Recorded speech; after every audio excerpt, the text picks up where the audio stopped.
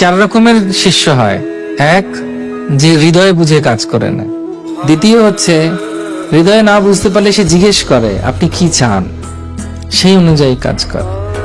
তৃতীয় হচ্ছে গুরুদেব যখন যেটা বললেন সেটা একনিষ্ঠভাবে কাজ করে। আর চতুর্থ হচ্ছে, তো নিত্যানন্দ প্রভু তিনি অদ্ভুত অদ্ভুত কাজ শুরু করেছেন। নিত্যানন্দ প্রভু হঠাৎ করে বলছেন আমি এটা খাবো ওটা খাবো, সব ব্যবস্থা হচ্ছে, সবার আয়োজন করা হচ্ছে। তো নিত্যানন্দ প্রভুর প্রভাব বোঝা যাচ্ছে যে নিত্যানন্দ প্রভু খুব বিশেষ ব্যক্তিত্ব, কিন্তু কিছু কিছু মানুষ বুঝতে পারছে না যে অবধূত কিরকম ব্যবহার করে, মাঝে মাঝে চেঁচামেচি করছে, মাঝে মাঝে নিজের জামা কাপড় ছিঁড়ে ফেলছে কৃষ্ণ কৃষ্ণ বলে, তো বুঝতে পারছে না।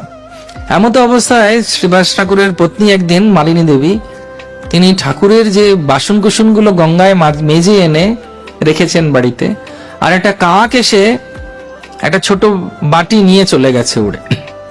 বাটিটা জানি না কতটা ভারী ছিল, কাক নিয়ে গেছিল। তো সোনার উপর ছিল সেই সময়কার, পাথর বাটি নয়। সেই সময় সবাই সোনা বা রূপো বা তাঁবা এগুলো ব্যবহার করতেন।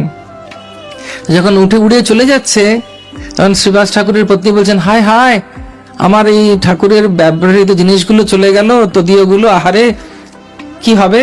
নিত্যানন্দ প্রভু বলছেন একদম চিন্তা করো না, আমি এক্ষুনি ব্যবস্থা করছি। তিনি বললেন এই কাক এখানে এসো, যাও ফেরত দিয়ে যাও। কাক উড়ে উড়ে এসে হরি বল জিনিসটা দিয়ে চলে গেল। নিত্যানন্দ প্রভু কি